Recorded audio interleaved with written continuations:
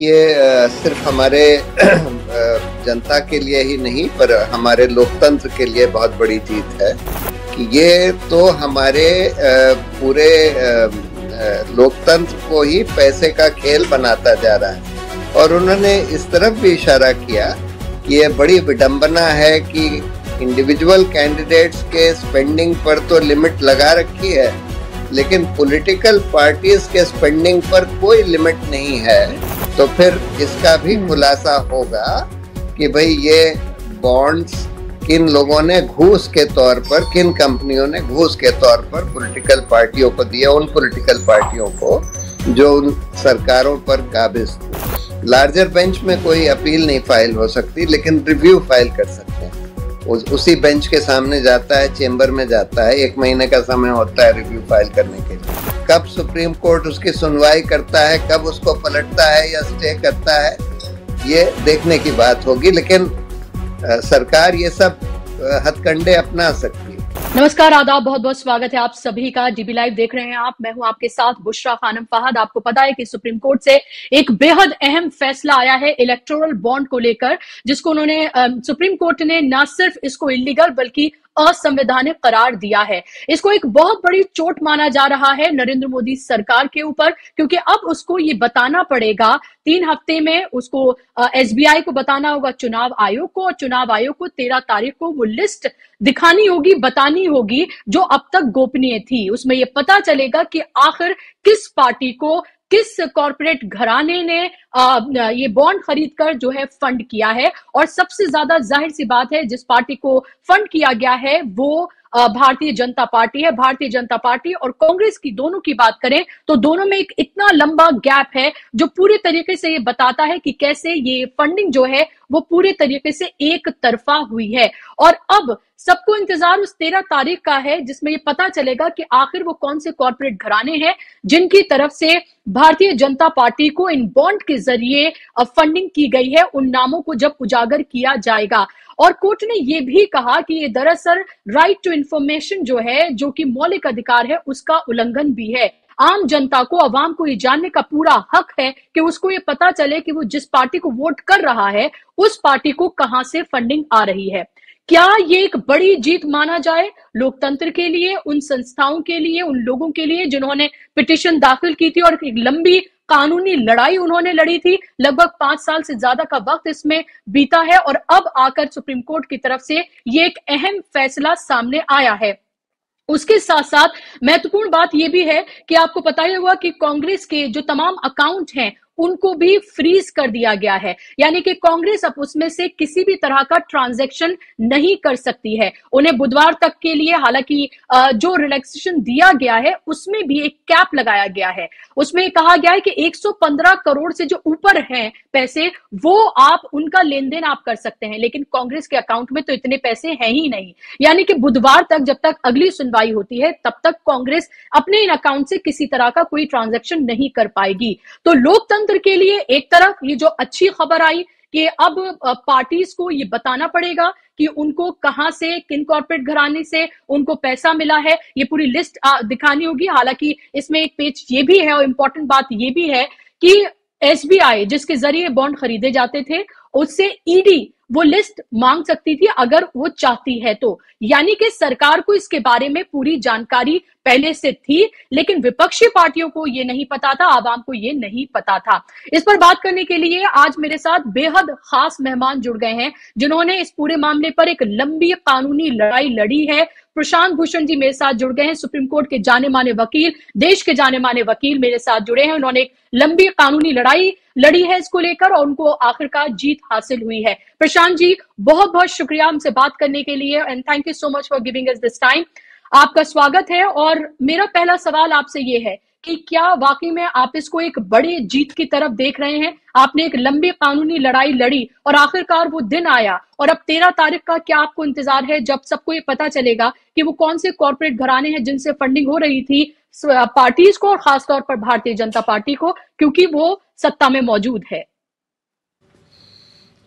जी हाँ बुशरा, ये सिर्फ हमारे जनता के लिए ही नहीं पर हमारे लोकतंत्र के लिए बहुत बड़ी जीत है, क्योंकि इस केस में सिर्फ इलेक्टोरल बॉन्ड्स को ही नहीं अनकॉन्स्टिट्यूशनल डिक्लेयर किया गया है, लेकिन इसमें यह भी कहा गया है कि जो कॉरपोरेट फंडिंग होती थी पॉलिटिकल पार्टीज की, जिसमें जो कैप लगी हुई थी पहले से कि 7.5% आपके प्रॉफिट से ज़्यादा आप डोनेशंस पॉलिटिकल पार्टियों को नहीं दे सकते, यानी कि कॉरपोरेशंस, वो कैप हटा दी गई थी और उस कैप को हटाने को भी सुप्रीम कोर्ट ने रद्द कर दिया है और बोला है कि ये तो हमारे पूरे लोकतंत्र को ही पैसे का खेल बनाता जा रहा है। और उन्होंने इस तरफ भी इशारा किया कि ये बड़ी विडंबना है कि इंडिविजुअल कैंडिडेट्स के स्पेंडिंग पर तो लिमिट लगा रखी है, लेकिन पॉलिटिकल पार्टीज के स्पेंडिंग पर कोई लिमिट नहीं है, और ये हमारे लोकतंत्र की बड़ी विडंबना है और धीरे धीरे हमारा लोकतंत्र पैसे का खेल बनता जा रहा है।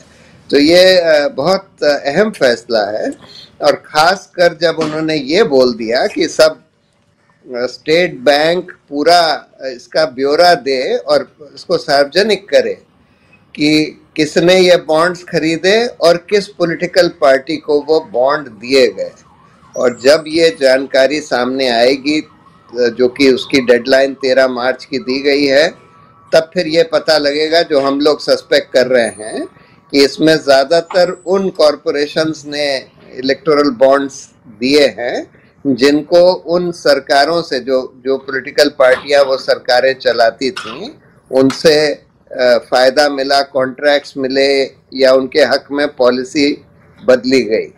तो फिर इसका भी खुलासा होगा कि भाई ये बॉन्ड्स किन लोगों ने घूस के तौर पर, किन कंपनियों ने घूस के तौर पर पॉलिटिकल पार्टियों को दिया, उन पॉलिटिकल पार्टियों को जो उन सरकारों पर काबिज थी। जी, लेकिन जिस तरह की अभी सत्ता है, नरेंद्र मोदी सरकार या भारतीय जनता पार्टी जिस तरह की चीजों के लिए जानी जाती है, लोगों को एक डर ये है प्रशांत जी, क्या वाकई में भारतीय जनता पार्टी ऐसा होने देगी? क्या में वो जो लिस्ट है उसको पब्लिक होने देगी? क्या उससे पहले वो कुछ ऐसा कर सकती है कि ये लिस्ट पब्लिक ना हो? क्या इसको लार्जर बेंच को भेजा जा सकता है, या फिर कोई और इसमें पेच ऐसा अड़ाया जा सकता है? क्या ऐसा कुछ मुमकिन है? अभी ऐसे लोगों के डर हैं, लोगों के दिमाग में सवाल है, क्योंकि उनको लगता है नरेंद्र मोदी सरकार कुछ भी कर सकती है। या आपको लगता है कि उन्हें किसी तरह का कोई डर नहीं है और किसी भी तरह की उन्हें कोई बात नहीं, अगर लिस्ट जारी भी होती है तो?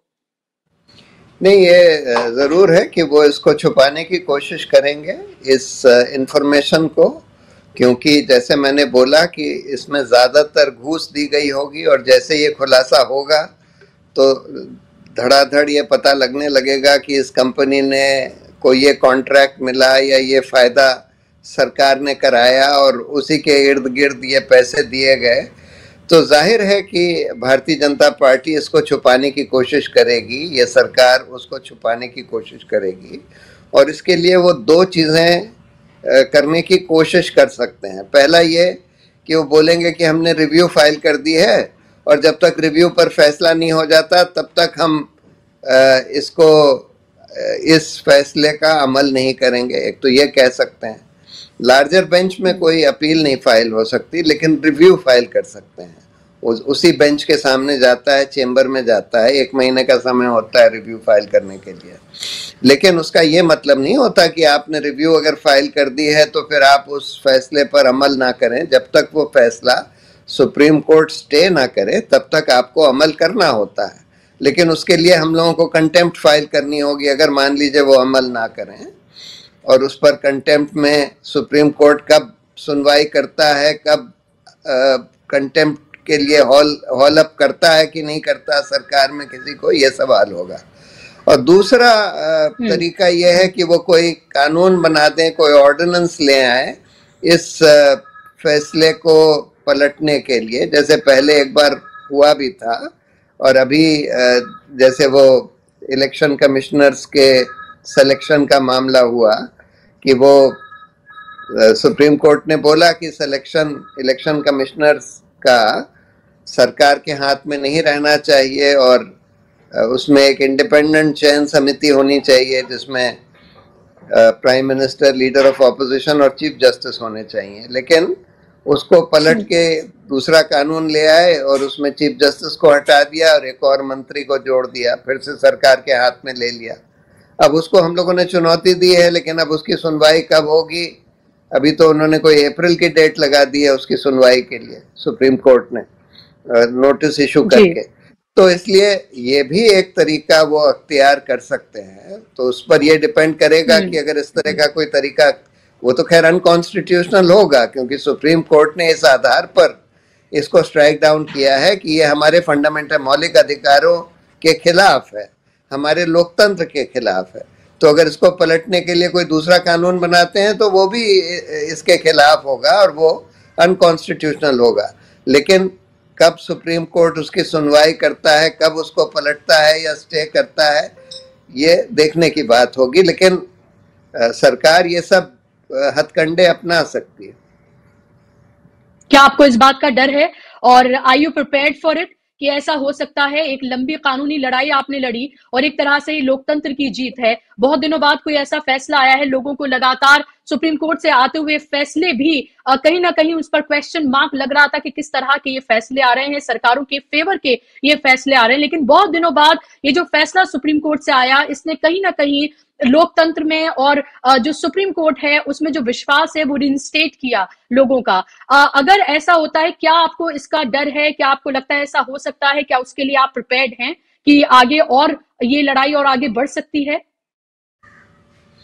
जी हाँ, मुझे जरूर डर है कि इसको ये इंफॉर्मेशन छुपाने के लिए सरकार पुरजोर कोशिश करेगी, सब तरह के हथकंडे अपनाने की कोशिश कर सकती है और उसके लिए हम लोगों को फिर से कानूनी लड़ाई शायद लड़नी पड़े।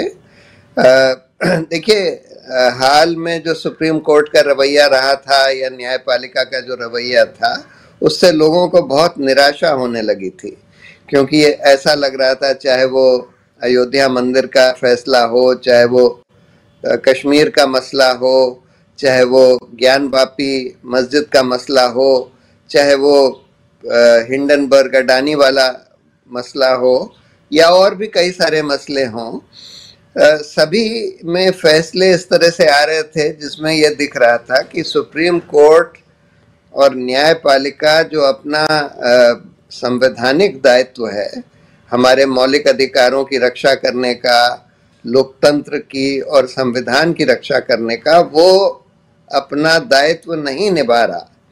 और इसलिए ये फैसला जो आया इलेक्टोरल बॉन्ड्स का, ये बहुत बड़ा फैसला है, बहुत जोरदार फैसला है और इससे फिर से लोगों की उम्मीद जागी है कि शायद हो सकता है कि अब सुप्रीम कोर्ट और न्यायपालिका अपना दायित्व निभाने लगे। तो देखिए, उम्मीद पर दुनिया कायम है और हम लोग उम्मीद करते हैं कि क्योंकि इसको लोगों ने बहुत वेलकम किया है, सेलिब्रेट किया है और जुडिशरी को ये बात समझनी चाहिए। ये ज़रूर है कि सरकार हर तरह के हथकंडे अपना रही है न्यायपालिका की स्वतंत्रता को अपने हाथ में करने के लिए, लेकिन जुडिशरी को ये समझना चाहिए कि उन लोगों को एक बहुत बड़ा दायित्व दिया गया है और आज के दौर में जब पूरे हमारे लोकतंत्र को खत्म करने की कोशिश ये सरकार कर रही है, इस दौर में न्यायपालिका की और सुप्रीम कोर्ट की बहुत बड़ी रिस्पॉन्सिबिलिटी है और अगर वो रिस्पॉन्सिबिलिटी निभाएंगे तो जनता पूरी उनके साथ खड़ी होगी और अगर नहीं निभाएंगे तो जनता सिर्फ निराश ही नहीं होगी, लेकिन जनता फिर, जैसे आज जनता किसान लोग सड़कों पर उतरे हैं ये कि उनके हक नहीं दिए जा रहे सरकार के द्वारा, तो फिर अगर न्यायपालिका अपना दायित्व नहीं निभाती है तो फिर जनता को मजबूर होकर न्यायपालिका के खिलाफ भी सड़क पर उतरना पड़ेगा कि भाई आपको इतना बड़ा रिस्पॉन्सिबिलिटी दी गई और आप ये नहीं कर रहे हैं। लेकिन ये फैसला तो सचमुच बहुत बहुत जोरदार, बहुत बढ़िया फैसला है और हमारे जनता और लोकतंत्र के हित में है। बिल्कुल, जाहिर सी बात है, ये 10 सालों में अगर हम देखें तो शायद अब तक का सबसे बड़ा मोदी सरकार को ये सुप्रीम कोर्ट से लगा ये सुप्रीम झटका है। इसी तरह से इसको देखा जा रहा है और ये जो फैसला आया है सबने इसका स्वागत किया, एक तरह से सेलिब्रेशन मोड में पूरा वो देश का वो तबका वो नजर आया जो लोकतंत्र, संविधान में और कोर्ट की इस पूरी प्रक्रिया में यकीन करता है। लेकिन सवाल ये भी है कि जब इसको असंवैधानिक करार दिया है कोर्ट ने, यानी कि 5 साल से एक सरकार जो संवैधानिक तरीके से, लोकतांत्रिक तरीके से चुनी गई, वो एक असंवैधानिक काम कर रही थी। अब सवाल लोगों के जहन में अब ये है प्रशांत जी कि जो पैसा आया है यानी कि वो भी इलीगल हुआ, वो भी असंवैधानिक तरीके से आपने वो पैसा लिया, तो फिर उस पैसे का हिसाब किताब का क्या, फिर आगे उस पैसे का क्या किया जाएगा? क्या इसको लेकर कोर्ट ने कुछ कहा है या इसको लेकर भी क्या कुछ हो सकता है आगे? नहीं, कोर्ट ने इस आधार पर इसको असंवैधानिक बताया है कि इसमें जनता को पता नहीं लगेगा कि किसने किस पार्टी को कितने पैसे दिए, क्योंकि इसको गुप्त रखा गया है इलेक्टोरल बॉन्ड्स को। तो इसलिए सुप्रीम कोर्ट ने ये बोला है कि अच्छा, अब स्टेट बैंक ऑफ इंडिया जिसके पास ये पूरी जानकारी है, और क्योंकि वो सरकारी संस्था है तो हो सकता है सरकार के पास भी हो लेकिन जनता के पास नहीं है, तो स्टेट बैंक ऑफ इंडिया ये सारी जानकारी सार्वजनिक करे। इलेक्टोरल बॉन्ड्स तो एक मतलब पैसा, पॉलिटिकल पार्टियों को पैसा देने का एक साधन था। सुप्रीम कोर्ट ने ये नहीं बोला है कि पॉलिटिकल पार्टियों को पैसा नहीं दिया जा सकता। ये जरूर बोला है कि कॉरपोरेट्स जो हैं अब अपने प्रॉफिट का 7.5% से ज्यादा नहीं दे सकते, लेकिन पैसा डोनेशंस दे सकते हैं। इसलिए ये बात नहीं है कि इस फैसले का ये मतलब है कि लोगों को पैसा वापस करना होगा या पॉलिटिकल पार्टियों को पैसा वापस करना होगा। वापस नहीं करना होगा, लेकिन स्टेट बैंक और सरकार को ये सार्वजनिक करना होगा कि किसने किस पार्टी को कितने पैसे कब दिए। जी, ये कहते हैं कि घड़ी भी जो है, बंद घड़ी भी एक दिन में 2 बार सही वक्त बताती है। लोग कहीं ना कहीं इस फैसले को इससे जोड़कर देख रहे हैं, क्योंकि हाल के जो फैसले आए उससे कहीं ना कहीं लोगों को नाउम्मीदी हुई। क्या अब आपको ये लग रहा है प्रशांत जी कि ये जो फैसला आया है उसके बाद से एक बार फिर से यकीन इस पूरी प्रक्रिया में, जो हमारी न्याय की प्रक्रिया है उसमें लोगों का एक बार फिर से बढ़ा है? और क्या हम आने वाले वक्त में एक उम्मीद जगा के रखें? क्योंकि फिलहाल सरकार की तरफ से जिस तरह के लगातार तमाम कदम उठाए जा रहे हैं, चाहे किसानों को लेकर हो, विपक्षी पार्टियों को लेकर हो, ईडी सीबीआई के जरिए जो दमन किया जा रहा है या जो भी तमाम प्रक्रिया है, कहीं ना कहीं वो एक लोकतांत्रिक प्रक्रिया और जो संविधान से ये जो पूरा देश चल रहा है उस पर एक क्वेश्चन मार्क लगाती है। अभी आपको लगता है कि इस फैसले ने उन तमाम चीजों को एक तरह से ये ताकत दी है कि आप अगर एक लंबी कानूनी लड़ाई लड़ते हैं तो जीत आपको मिल सकती है, वो भी एक ऐसे मामले में जो अब तक का सबसे बड़ा प्रहार है नरेंद्र मोदी सरकार पर? ये देखिए, अभी तो बहुत लोगों की उम्मीद जागी है सुप्रीम कोर्ट से, न्यायपालिका से, लेकिन जो हाल का ट्रैक रिकॉर्ड जैसे मैंने बताया कोई अच्छा नहीं था। सुप्रीम कोर्ट का पिछले 8-9 सालों का कोई अच्छा नहीं था और सरकार के खिलाफ कोई बड़ा फैसला, कोई बड़े मुद्दे पर और फैसला नहीं आया सिवाय इसके। तो इसलिए उम्मीद तो जागी है, लेकिन इस उम्मीद पर कितना खरा उतरता है हमारा सुप्रीम कोर्ट या हमारी न्यायपालिका, ये अभी देखना बाकी है। और हमको तो मैं तो हर बार कोशिश यही करता हूँ कि जब कोई अच्छा फैसला आता है कोर्ट से तो मैं उसकी तारीफ करता हूँ, जिससे कि जो अच्छे लोग हैं, अच्छे जजेस हैं हमारे न्यायिक तंत्र में, उनको एक हौसला मिले। और जब कोई खराब फैसला आता है तो फिर मैं उसकी आलोचना करता हूँ, जिससे कि इस तरह के खराब फैसले ना आए। और जनता को यही करना चाहिए कि जब जब अच्छा फैसला आता है उसकी बहुत पुरजोर तारीफ होनी चाहिए। जब कोई खराब फैसला आता है लोगों के मौलिक अधिकारों के खिलाफ या लोकतंत्र को कमजोर करने का फैसला, वहां पर लोगों को उसका विरोध करना चाहिए। और ये सबका मौलिक अधिकार है कि किसी भी फैसले, चाहे वो न्यायपालिका का हो, उसका हम विरोध कर सकते हैं, उसकी आलोचना कर सकते हैं और उसकी तारीफ कर सकते हैं। जी, सुब्रमण्यम स्वामी ने कहा है कि ऐसे मौके पर तो प्रधानमंत्री का इस्तीफा मांगना चाहिए, उन्हें इस्तीफा दे देना चाहिए, क्योंकि वो एक असंवैधानिक काम जो है वो कर रहे थे पिछले 5 साल से। तो क्या आपको लगता है कि विपक्ष की को इस पूरे मामले पर प्रधानमंत्री के इस्तीफे की मांग करनी चाहिए? आपको लगता है ये मामला इतना बड़ा है और अब जबकि कोर्ट ने इसके ऊपर मोहर लगाई है, क्या आप उनकी मांग को जायज मानते हैं? नहीं, देखिए, अगर ये 2012-13 के दौर में इस तरह का फैसला आता, जैसे उस समय 2G का फैसला आया या कोलगेट का फैसला आया, तो पूरी हमारी देश की पॉलिटिक्स हिल गई थी उससे। अगर ये दौर वही होता तो आज भी इस फैसले से हमारे देश की पूरी पॉलिटिक्स हिल जानी चाहिए। और चाहे वो इस्तीफा दें या ना दें, हाँ, अगर इसको कवर अप करने की कोशिश करेंगे और अगर इस फैसले को अमल नहीं करेंगे और अगर वो जानकारी सार्वजनिक नहीं करेंगे, तब जरूर ऐसी सिचुएशन हो जाएगी कि जहां पर प्रधानमंत्री का इस्तीफा मांगा जाना चाहिए। अगर अगर कहते हैं चोरी और उस पर सीना जोरी, वो तो वही हो जाएगा, चोरी पर सीना जोरी। तो तब जरूर ऐसे हालात हो जाएंगे। जैसे अब आज जैसे आपने जिक्र किया कि इन्होंने कांग्रेस पार्टी के अकाउंट्स फ्रीज कर दिए, यानी कल इलेक्टोरल बॉन्ड्स को असंवैधानिक करार दिया सुप्रीम कोर्ट ने, और आज इनकम टैक्स डिपार्टमेंट ने कांग्रेस पार्टी के अकाउंट्स फ्रीज कर दिया, ये कह के कि भाई इन्होंने अपना इनकम टैक्स रिटर्न थोड़ा देरी से फाइल किया। तो ये कोई आधार नहीं होता, ये तो रिवेंज लेने की बात है या ये तो और दबाने की बात है। अब वैसे ही आप हर तरह से कोशिश कर रहे हैं कि लोकतंत्र को कुचल दें, और ये एक उसमें और बड़ी कील ठोक रहे हैं आप कि भाई आप जो मेन ऑपोजिशन पार्टी है उसके अकाउंट्स ही फ्रीज करते हैं। मतलब ये सरकार किसी भी हद तक जाने के लिए तैयार है लोकतंत्र को कुचलने के लिए।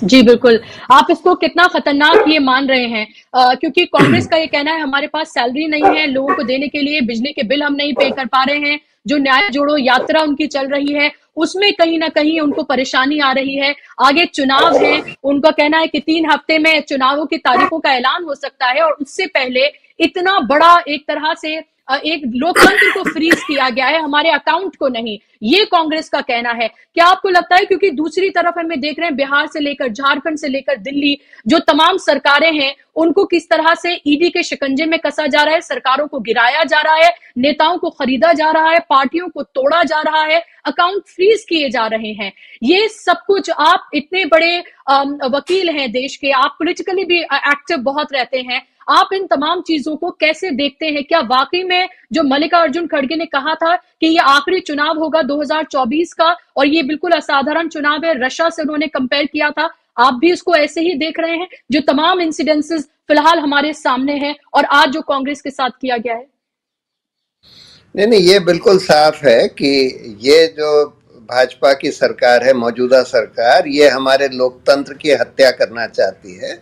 ये नहीं चाहती कि हमारा लोकतंत्र चल पाए। बिल्कुल ये तानाशाह हैं और अपनी पूरी पावर को यूज कर रहे हैं हर तरह से लोकतंत्र को कुचलने के लिए, मौलिक अधिकारों को कुचलने के लिए। मीडिया, इन्होंने जो इंडिपेंडेंट मीडिया है उसको अपने हाथ में कर लिया है। इन्होंने इलेक्शन कमीशन को अपने हाथ में कर लिया है। इन्होंने कंट्रोलर एंड ऑडिटर जनरल को अपने हाथ में कर लिया है। ये लोग सारी पुलिस एजेंसीज, इन्वेस्टिगेटिंग एजेंसीज, सबका दुरुपयोग कर रहे हैं जो इनको क्रिटिसाइज करते हैं उनके खिलाफ या ऑपोजिशन के खिलाफ। और जब वही लोग भाजपा ज्वाइन कर लेते हैं तो उनको छोड़ दिया जाता है, उनके खिलाफ कुछ नहीं किया जाता। और हर तरह से सरकारी पैसे का दुरुपयोग किया जा रहा है। अब ये सेल्फी पॉइंट्स और विकसित भारत यात्रा वगैरह, जिसमें सिर्फ और सिर्फ मोदी जी का प्रचार किया जा रहा है सरकारी पैसे से। और हर जगह हम देख रहे हैं कि सरकारी पैसों का भी मिसयूज हो रहा है। एक तरफ तो खैर आप इलेक्टोरल बॉन्ड्स के जरिए और तरह से सारा के सारा पैसा भाजपा के ही पास जा रहा है। अभी रिपोर्ट आई थी कि 90% कॉरपोरेट डोनेशंस पिछले एक साल में सिर्फ एक पार्टी यानी भाजपा को दिए गए। तो हर तरह से ये लोकतंत्र की हत्या करने में जुटे हुए हैं। ये दूसरी बात है कि इससे जितना ये लोग दमन कर रहे हैं उतना ही पब्लिक ओपिनियन उनके खिलाफ होती चली जा रही है। इनको कॉन्फिडेंस ये है कि ये इलेक्ट्रॉनिक वोटिंग मशीन्स को मैनिपुलेट करके चुनाव फिर भी जीत जाएंगे। इसीलिए ये मध्य प्रदेश और राजस्थान वगैरह में इनको ये कॉन्फिडेंस था कि शिवराज सिंह चौहान को और वसुंधरा राजे को साइडलाइन करके भी मोदी जी इलेक्शन जीत जाएंगे, क्योंकि इनको ये कॉन्फिडेंस है कि भाई ईवीएम इनके हाथ में है और ईवीएम को क्लियरली मैनिपुलेट किया जा सकता है। तो इस आधार पर इनका कॉन्फिडेंस चल रहा है और उनको लगता है कि कुछ भी कर लो इनको कुछ नहीं होगा। पर ये कांग्रेस के जो अकाउंट्स फ्रीज करे हैं ये तो बहुत ही ग्रॉस मिसयूज है और मुझे उम्मीद है कि इसमें न्यायपालिका जरूर हस्तक्षेप करेगी और इस ऑर्डर, इनकम टैक्स का जो ऑर्डर है इसको स्टे करेगी। जी, बहुत शुक्रिया प्रशांत जी। मुझे लग रहा है आपकी तबीयत भी थोड़ी मुझे नासाज लग रही है। शायद आपको कोल्ड है, उसके बावजूद भी आपने वक्त दिया और इतने महत्वपूर्ण विषय पे आपने अपनी बातों को रखा। बहुत शुक्रिया वक्त देने के लिए और शुक्रिया आप तमाम दर्शकों का भी इस कार्यक्रम का हिस्सा बनने के लिए। आज के कार्यक्रम में बस इतना ही। नमस्कार।